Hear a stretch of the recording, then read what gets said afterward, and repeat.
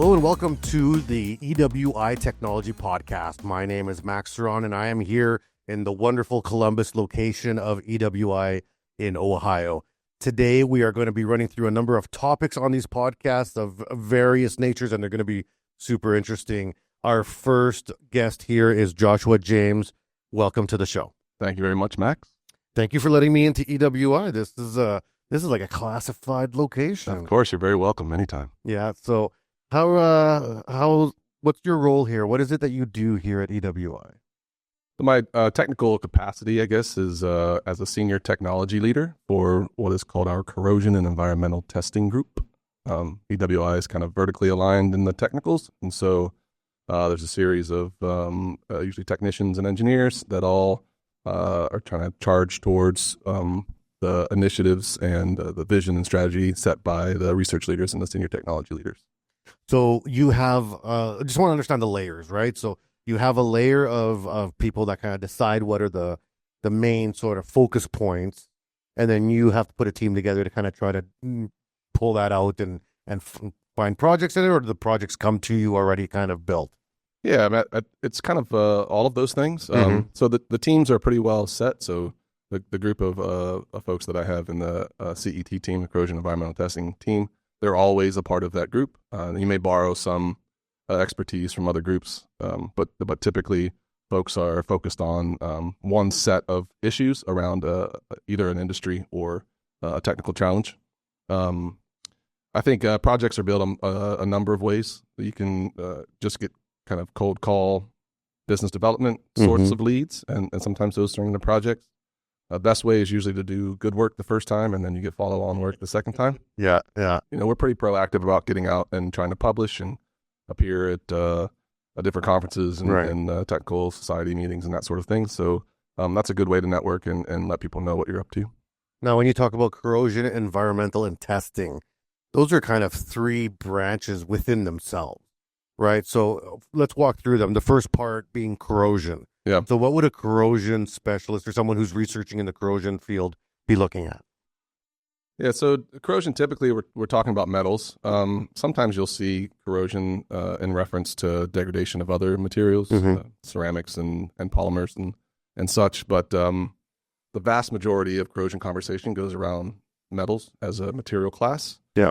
And it's really the environment interacting with the metal surface, and how that interaction plays out is what we're talking about when we're studying corrosion science. So if it's an aggressive environment that the material is not well suited for, typically that results in corrosion product formation. Corrosion product is eating away at the base metal, and so if you allow that to go on for long enough, you will suffer some sort of consequence, typically. The red rust example peeking out from underneath the fender. Paint on the fender, that's, everybody knows that's rust. That's your most common and well-loved corrosion product.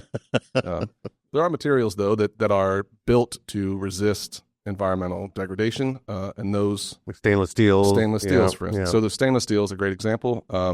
It passivates itself. So it creates a layer of oxide that protects it further as it gets older, yeah. You got it. So it's actually doing the exact same thing as that rusty fender is, except for the product that the rusty fender is producing is that fluffy, scaly, brownish orange stuff, whereas the product that stainless steel produces in response to the environment is a nice, clear, hard chromium oxide. Yeah, chromium.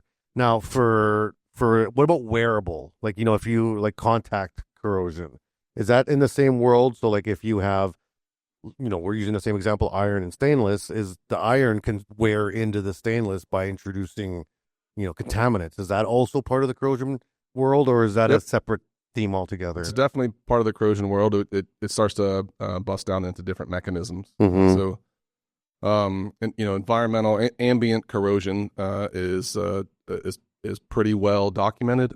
We know what materials can exist in our natural world and which ones can't. And that's just a kind of a general uniform corrosion. Whenever you start to get different types of metals in contact with one another, then you start to impose different mechanisms. So if they are far enough different, then it can become a galvanic issue. So galvanic corrosion is its own separate mechanism. It has its own phenomenology.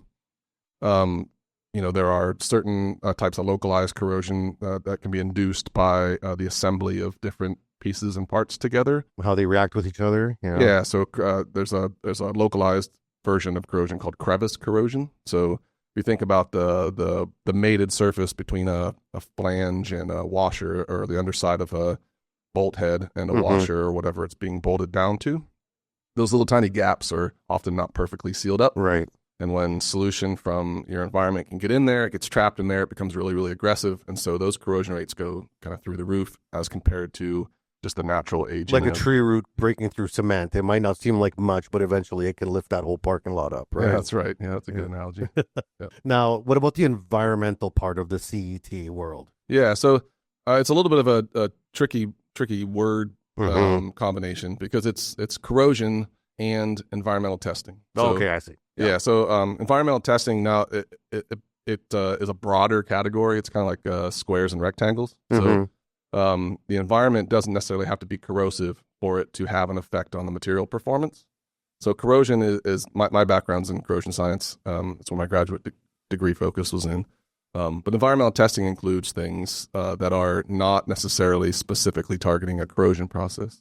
In our world here at EWI, it's largely hydrogen related. Yeah. So the issues with hydrogen interaction with materials is not one that is classically a corrosion problem. It's an embrittlement problem, right? But it's still an environmental issue. Right? So it's induced by the environment that material is living in.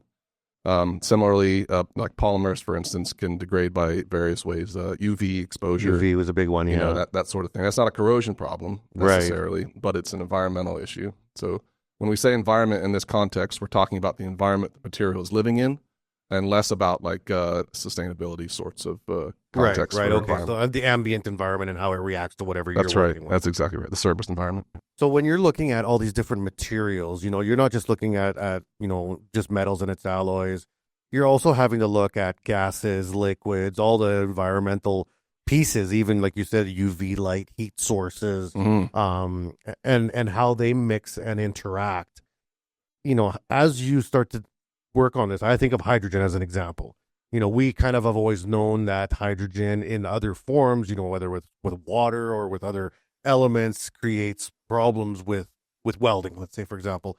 But now that we're looking forward as hydrogen as a main fuel source in the future, as a way of transportation and storage and all these things, are we learning more about how hydrogen interacts with all these materials? Like, are we ahead of our hydrogen knowledge than, say, 10 years ago? Yeah, that's a good question.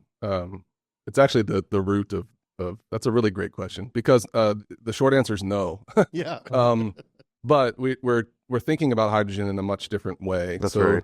Hydrogen gas, as we've considered it kind of in the industrial sector leading up to a handful of years ago, at least this time around, has mostly just been as a processing gas, right? Not as a utility fuel like you alluded to. So in order to make hydrogen viable as a kind of carbon, less carbon intensive version of a utility fuel, you got to pump a lot of it, a lot of distance. Yeah. Right? So it's somewhere around a third less energy dense than natural gas, but we want to kind of treat it like natural gas. And so in order to do that, you've got to put more of it through pipelines. You can do that one of two ways. You can make bigger diameter pipelines, volume, or you can increase the pressure. Right. In order for a pipeline to resist pressure, you've got to make it stronger. And we know from years and years of studying the metals interactions with hydrogen gas that the stronger you go, typically the more susceptible to embrittlement you can become. And so there's a trade-off there, and we're all trying to figure out where that kind of threshold is. And we're targeting kind of what the key characteristics of the material need to be in order to provide safe transport of hydrogen through these thousands of miles of pipeline infrastructure. But that has been such a focus of industry and operators and steel producers and pipe producers that I don't know a lot of ground has been covered on the actual mechanism of hydrogen embrittlement. Right. The theories still exist out there. There are various working theories. There are some additional theories that are starting to be born out of a lot of the research that we're doing. But I don't know that atomistically, so like at the atom level, if we really have a better handle on what exactly is going on. Yeah, it's kind of a catch-22. We have a I would say, an aging infrastructure for pipelines. There is new pipelines going in, but even the new pipelines that are going in are still based under the same assumptions of the past pipelines that went in for moving fuels that we know, the petrocarbons and hydrocarbon fuels. Now, when we think about switching to hydrogen, everyone's like, well, we can use the same pipelines, but like you just alluded to, you can't. At least not for very long, because eventually that hydrogen itself is going to wear down that pipeline at a rate that wasn't done before. And I maybe wear down is not the right word, but it'll create stress points, fracture points within the pipeline that wouldn't have happened under the normal service, right? Yeah. The easiest way to envision a quick future of hydrogen as utility fuel is to convert old infrastructure, right? Yeah. So line it with plastic or something. Take a natural gas pipeline and just start putting hydrogen through it. That'd be the easiest answer. Well, that's maybe not the most salient answer, but maybe the easiest answer. Yeah. So the people talk about, can we pull liners through? Can we line it, can ceramic, we clad it? Whatever. Yeah. There's a lot of folks looking at that in that direction. Where the conversion side becomes really problematic is, we have a pretty old natural gas pipeline infrastructure in the United States. Some stuff from the 50s is still in the ground. Mm-hmm. So that's 70 years of pipeline. And I would be my hair would be, I don't have much hair, but my hair would be blown back if you found somebody who had 70 years of documentation. The hair would be blown back. That's right. This little fuzzy stuff on my head. It would be blown back if you could find a pipeline operator that has a good documentation on a 70-year-old pipeline. Right. And that's problematic when you start to introduce things like hydrogen that wants to attack anomalies. Mm-hmm. It wants to find the thing that's wrong with the pipeline. And it's incredibly small, like at an atomic level. It's number one. That's like right. It's the smallest, most pervasive of all the elements, really. It gets everywhere, yeah. So it's attracted to things like dents and pitting on the interior of the pipeline. Mm-hmm. It's attracted to welds and heat-affected zones. It's attracted to all this stuff that disrupts the nice, clean surface of a pipeline. Yeah, so the fact that we don't really have good documentation, good understanding of what's actually going on the inside of those pipelines makes direct conversion difficult because those are going to fail at local anomalies. Awesome. Well, those questions were all just because I was curious, but I know there's stuff that you work on specifically here at EWI. And I was reading a little bit about what you've done in the past and what you're working on now. And a lot of it is something that's a very popular term that's getting tossed around now that people, I don't think, really understand the basis of, and that's carbon capture. Mm-hmm. And the whole basis of carbon capture is that we burn stuff to live, electricity, fuels, plastics, and that all those things that we use to create them are from carbon-based elements, that then we release these carbons that have been trapped for billions of years back into the atmosphere, which then it contributes to the global warming cycle of our planet. Now, we all know this is part of science, but on the other end of that is, what do we do about that? Mm-hmm. Which is where carbon capture is offering, I would say, partial solutions and some future, that we're going towards. What do you do here at EWI? What is it, the realm that you study with this process? I can actually tie this topic to the hydrogen topic pretty simply. So you talked about the way that we produce just about anything generates some sort of carbonaceous material. Yeah. Right? So greenhouse gases, CO2, CO, whatever that is. Currently in the United States and globally, most of the hydrogen that we produce is done by a process called steam reformation. Natural gas is typically the feedstock or methane. Methane is C's and H's and CH4, right? Is typically what you consider methane. Mm-hmm. And then you combine that with water at a high temperature. So all the C's, the H's, and the O's, they separate. Reform. And then you reform them into the C's and O's go one way and the H's go the other way. And that's how we get hydrogen gas right now. A very large percentage, 75, 80% or more of how we produce our hydrogen for use today is through steam reformation. On the scale of the hydrogen rainbow, that is gray hydrogen production. Green is the goal we're headed towards. So that's fully renewable. Yeah, no carbon's coming out. Yeah, no carbon. That's a ways off. Yeah. But if we capture the C's and the O's, the CO2 and the carbon monoxide from the steam reformation process, and we do something with it, that now gets a shiny blue moniker. Okay, I So see. hydrogen then becomes blue hydrogen, which is much more amenable Mm-hmm. than gray hydrogen. So CO2 now is what we're left to deal with, Right. and that's what we're talking about when we say carbon capture. Carbon capture. So Yeah. they are directly related and imminently related. So if we want to be able to kind of decarbonize our current hydrogen production for hydrogen as a utility fuel, we need to be able to figure out the CO2 problem. So the CO2 issue is more classically corrosion than the hydrogen issue is. And what we're generally talking about is we're taking it from somewhere that's producing it. In conventional wisdom, that's usually a geologic reservoir. But now in kind of modern evolution of CCUS, carbon capture, utilization, storage sorts of networks, we're gonna take that carbon from anywhere. It could be off a smokestack. It could Flutes, be yeah. So it might have a bunch of flue gases in it. It might be from an ethanol plant. It might be from steam reformation. So it's going to have various compositions, and we want to be able to take that through pipelines and then sequester it somewhere, either as an enhanced oil recovery, which is what a lot of the oil and gas folks want to use pumping it back for, down, or just stick it back down in the ground in like a salt cavern or a spent natural gas well or something like that, which is the major projects that are happening right now are ethanol as a source, a short amount of pipeline to natural gas wells. pumping, yeah. Now, CO2 just as a molecule, is it denser than air? Like if you talk about, like, if you say to the layman, we're pumping 40 tons of CO2 into a cavern 38 miles underground, is that going to come up? Like, does it float? Does it sink? It's denser than the air that we breathe, but it may not be denser than the environment in the cavern, right, or a well. So I think that's probably a case by case. So it depends on what's in that well. If the well's mostly fluid, it will bubble out like when you open up a soda can, right? Yeah. Or fluid is wrong. Liquid, if it's mostly liquid, because gases are fluids as well. If it's a complex amount of H2S and methane and then it'll stay. Halide gases and all that kind of stuff, it may stay in place because it's heavier than some of that stuff. So one of the things I was reading about was the concept of pre-capture versus post-capture, right, in terms of CO2. And the dream state, from what I understand, is to pre-capture. If you can pull that CO2 before any processing, then it's kind of a non-issue. But it's much more difficult or even impossible in some cases.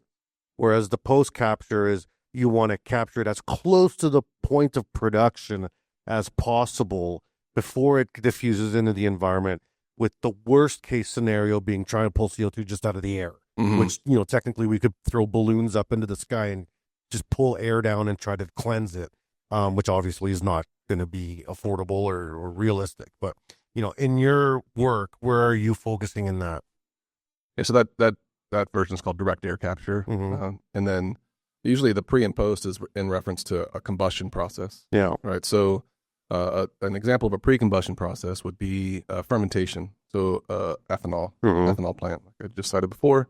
There's not really a combustion stream associated with the production of CO2. It's the fermentation, the separation of it. Right. Yeah. So that's part of the fermentation process, just like any fermentation, lacto fermentation, beer, whatever that. The bubbles are created by natural yeasts and sugars and that sort of thing, and then CO2 becomes the off gas. And then if you can capture that, it's relatively clean. It has some amount of water in it, some amount of oxygen, tramp in it.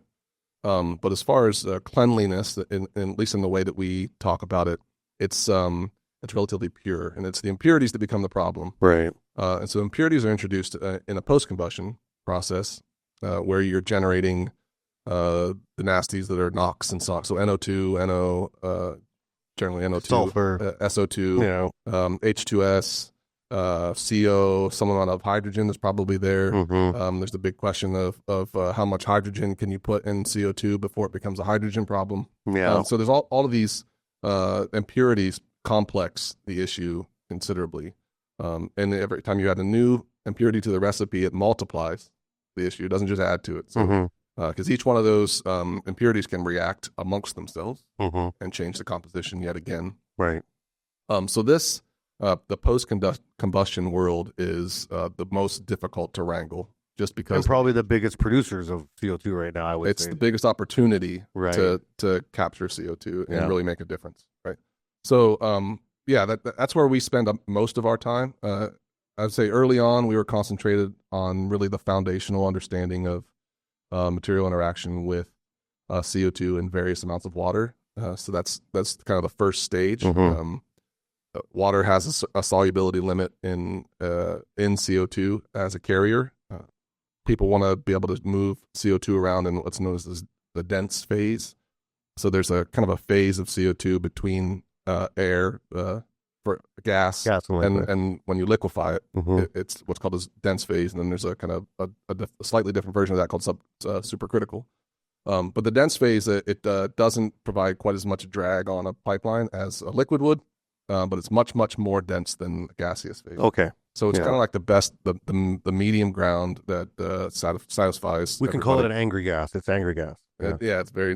That's right. But it is where everybody's targeting, and so it Yeah. has its own kind of phase diagram, where at room temperature and it takes about 1,500 psi to get it dense. The dense phase, and then in that there's a solubility limit of water, and so there's just like foundational understanding of how slight shifts in that water, slight shift in that temperature can affect the corrosivity of that environment, just water and Right. CO2. Because there's two kind of main things that we worry about in CO2 from a corrosion standpoint. There's adsorption onto the surface, so that's like directly out of the air. Mm-hmm. So if it's moist enough, you can adsorb water, very, very thin glaze of water, and then that becomes carbonic acid, Mm-hmm. and that acid is corrosive. Yeah. Then there's the far worse problem, which is if it condenses out. So if it fully condenses out and forms these droplets, that becomes very, very aggressive. So we're trying to understand where those boundaries are. That we're trying to understand what natural material resistances are to those boundaries. And just recently, we've kind of ventured into introducing impurities into those testing environments. Well, you're kind of running into the same issues, but on two different levels, right? And I'm comparing hydrogen to carbon because just from the conversation, we talked about hydrogen being number one and this tiny little atom that just like loves to interact and be aggressive. Then you're talking about carbon, and I think it's number 16 is like the big dummy, right? It's like it loves to get involved, but not really in a helpful way. You look at carbon and steel, like sure, a little bit makes it stronger, but that's because it, puts stress on the lattice to create a stronger steel. But you get to a point where now it's dysfunctional to that process.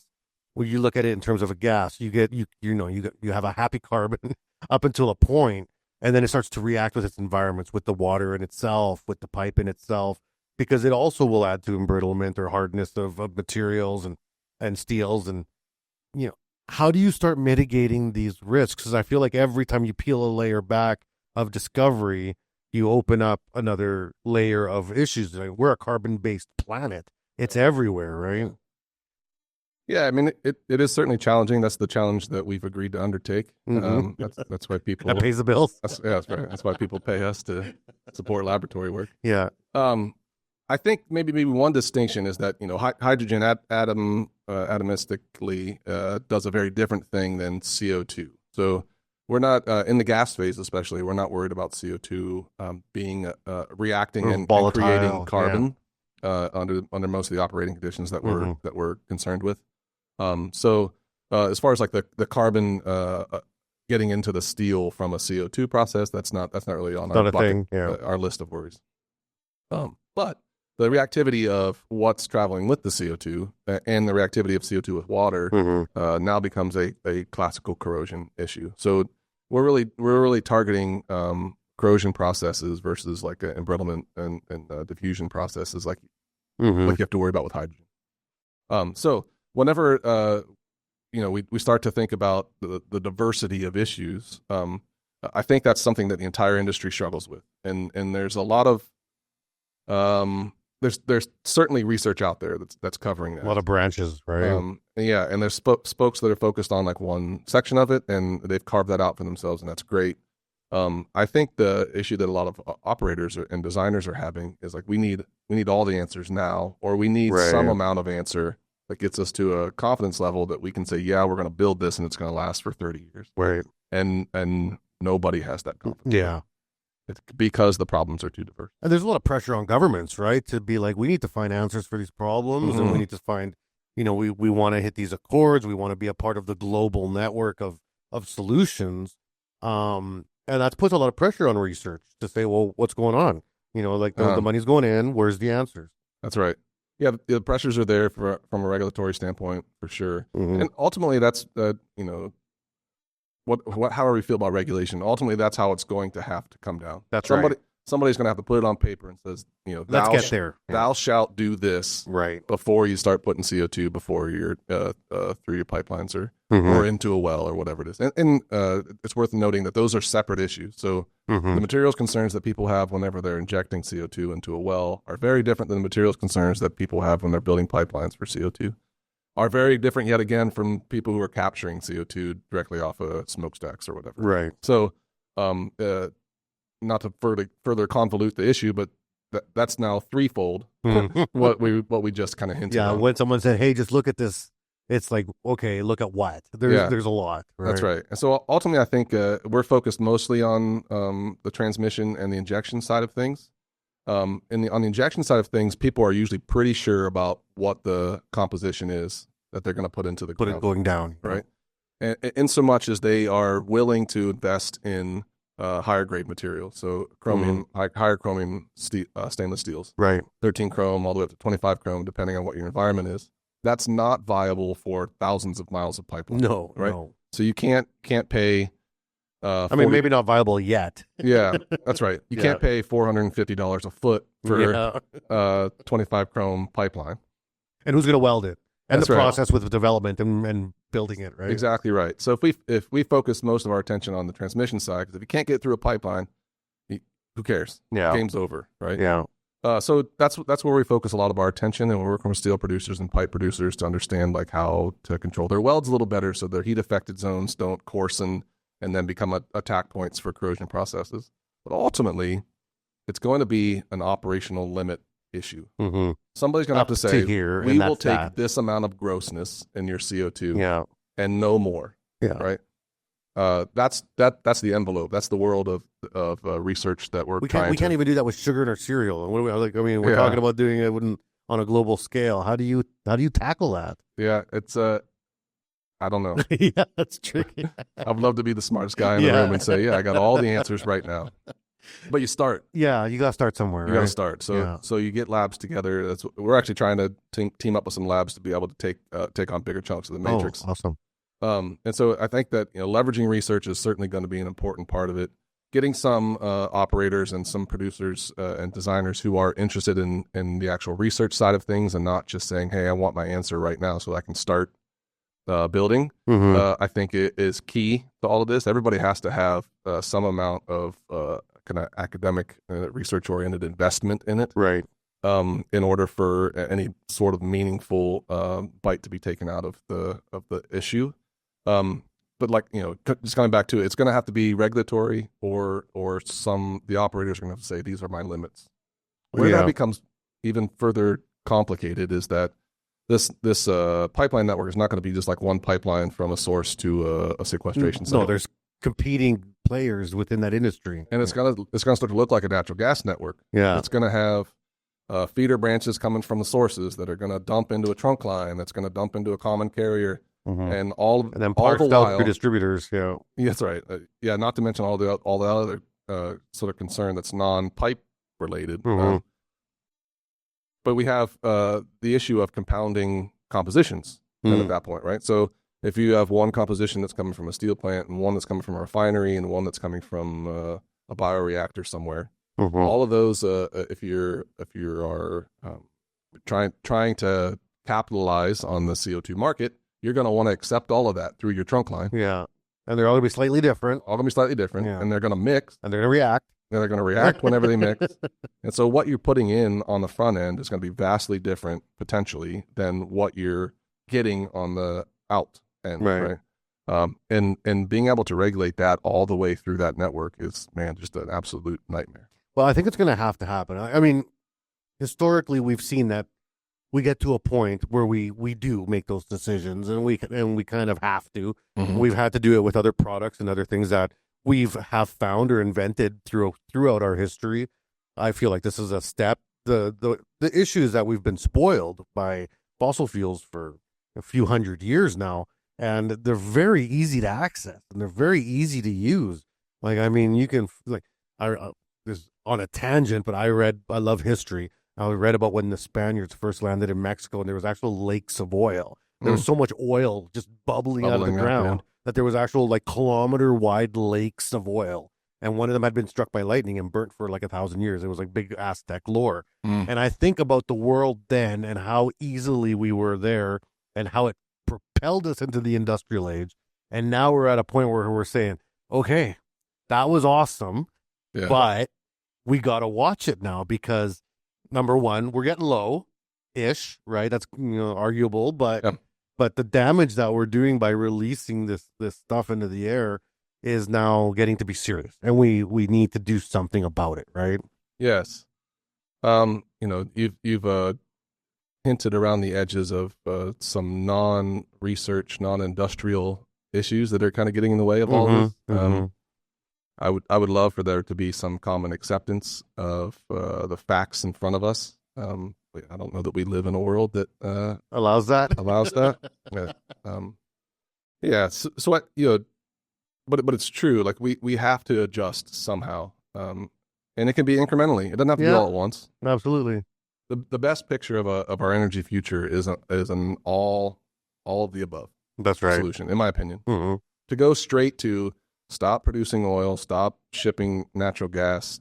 Every watt has to come from a wind farm somewhere. Doesn't make any sense. It's just not rational. We're not there. Yeah. Right? Yeah. Would I love if we got to that point? Sure. Will I see it in my lifetime?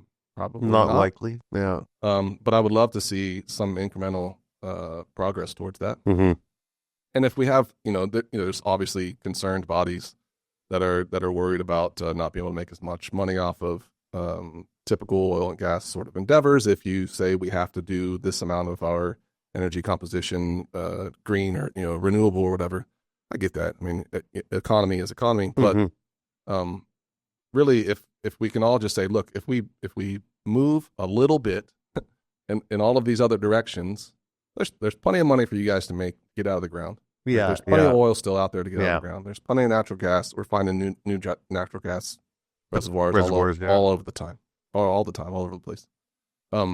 It's not going to even if we don't need it. Even if let's climate change is not a thing. Okay. Let's just say, for the sake of this argument, is it going to hurt anybody to have other sources of electricity available? Yeah, like what's the downside, I guess, right? Like what's the downside of progress? That's right. What's the downside? You discover along the way that you've made some technological advances that allows you to source electricity in areas where there is no pipeline. You can't access oil and gas in the middle of a desert somewhere. Or Arctic. You can certainly put up a solar field in a power station. Right. So at some point, it would be great if everybody just agreed that we can work on all these things at the same time. That it doesn't have to be special interests competing for whatever ground that people are trying to cover. Yeah, and that's really like when you come to global, everything that like the research that you do, the work that's done here at EWI. In the terms of research in general, there's always a global kind of implication. You're trying to contribute to the global intelligence of a topic. It's not like, what you research, you take home, you read it, and you burn it in the backyard. Be like, no one can know this, right? Yeah. Like you research it to share it, to have it be somehow put into production or into use. That is one great benefit of organizations like EWI. We don't have a dog in the hunt. Yeah. You're not selling oil products. That's right. Our only interest is to make things last longer and be better for the people using them. Right. And we're not trying to sell you a solution necessarily. We are going to do sound research with the information that we have in front of us to provide you some insight to how to better whatever your product manager, whatever the end goal is. We want that to be better. In the energy world, we want energy infrastructure to be more reliable. Mm-hmm. And we want oil and gas pipelines to be more reliable. We want refining operations to be more reliable. These are all the dirty stuff. Mm-hmm. Right? But we want to work so that those are more reliable. If they're more reliable, robust, whatever adjective you want to put there, Mm-hmm. then they don't break down as often, or they don't have as many spills, or they're more efficient at doing their job. Those are all things that are better for the world. Yeah. That's regardless of your stance on oil and gas as Or geographical location or whatever. as an energy source, right? Yeah. You can be 100% green-minded and say we should only get all of our electricity from wind and solar and all of those sorts of things, and still agree that if oil and gas production is safer, it's better for everybody, right? Yeah. So I think that's the role that we want to play. We want to make whatever the endeavor is safer, more reliable, more robust for the future. Mm-hmm. Now, last couple questions. We talked about carbon capture. We talked about storage a little bit in terms of, putting it back underground. We haven't talked too much about utilization. Mm-hmm.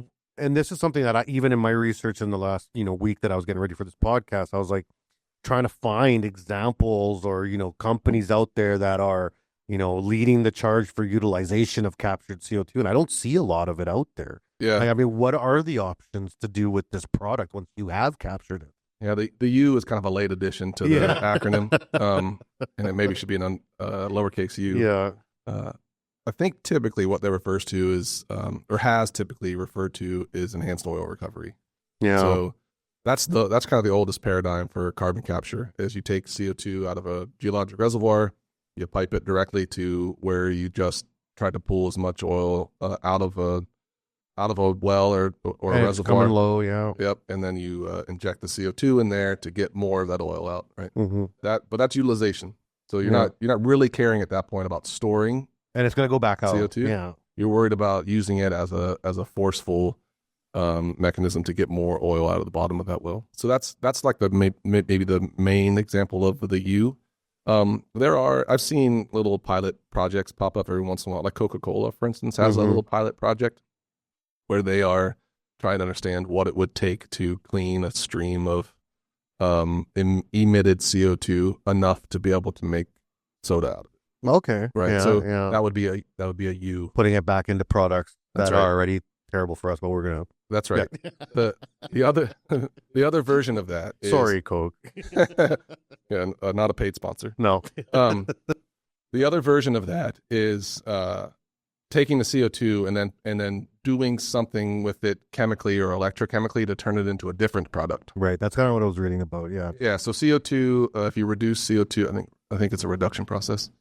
You can get formic acid, and formic acid is used in a lot of like food production. Mm-hmm.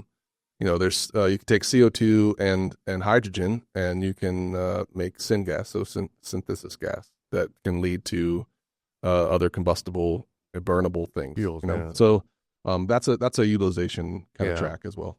And it's pretty fresh. That seems to be still like on the. It's pretty cutting edge, I think, a lot of that stuff. Yeah, and that's pretty cool. Yeah. Now, last couple of questions, or last question really is, the work that you're doing here, is it like an end-dated gig? Like, do you have I'm trying to get to this finish line by this date, and then I start the next thing? Because these topics are so large, and they can kind of just get out of scope so quick. Yeah. How do you maintain a focus on a parameter that you're trying to achieve? That's a good question. I don't know that I spend a lot of time thinking about that, but we are somewhat beholden to the whims of the people that are paying us to do the Right, work. right. So I foresee the CO2 issues and the hydrogen issues continuing on for many years. Mm-hmm. Whether that's 5 or 8 or 10, I don't know that I have as clear a vision into that future. I was thinking decades, so you're way faster than I am. Yeah, I mean, and then if depending on where we get to at 5 or 8, then it might be decades, or it might be lights out. Right. We don't know that. We don't know enough to really, I think, be able to Predict, prognosticate there. Yeah. But we are certainly trying to develop longer ranging projects. So a lot of programs around here and projects can be very quick hitter, And that's just kind of the nature of contract R&D. You might solve a very specific problem that a very specific client has. And those are great. Those are fun to get in and get out. One thing that I think EWI it can be more sustainable in doing is supporting these larger initiatives, and both the hydrogen initiative and the CO2 initiative that my team has undertaken are much longer ranging. And so we're trying to develop programs that reflect that. We're trying to get multiple years and collaborations. Support. You said, we're looking at other research institutes that are like-minded to become collaborative, so that we can all kind of figure out how we sustain each other, because there's many factors to especially the CO2 problem. You got to have somebody who understands decompression. You have to have somebody who can model the impurity interactions. You have to have somebody who understands what monitoring is all about. How to monitor it. Dispersion you have the models. Technology even to do That's it. Right. Yeah. You got to have people who understand the welding aspects. You got people who understand the materials interactions. We can play in many of those, but we also recognize that there are other institutes out there that are further ahead of us. Yeah. Well, so do we compete, with them Reinvent the wheel for their part of the playground? Yeah. Or do we all just build a bigger playground? And I think that's ultimately what we'd like to be able to do here at EWI. That's awesome. And hopefully we see the industry step up. Like regulatory at some point is kind of the end game. Yep. Where this is the line, and to play in the playground, you got to be, this high to get on the ride. Yep. And it is what it is. But up until we get to that point, it is a lot of private industry having to step up and foot the bill, pay for the R&D. And, hopefully we see a lot of that. Like, I mean, are you seeing that growth and investment into this as we get closer to like those goals that we have to reach globally? Yeah, we have a few really great partners that are on the development side, on the steel and pipeline development side, that are very interested in the research angles. And being able to connect with them and build relationships with them over the last couple of years has really been great for us. I think those relationships will continue to be great going forward.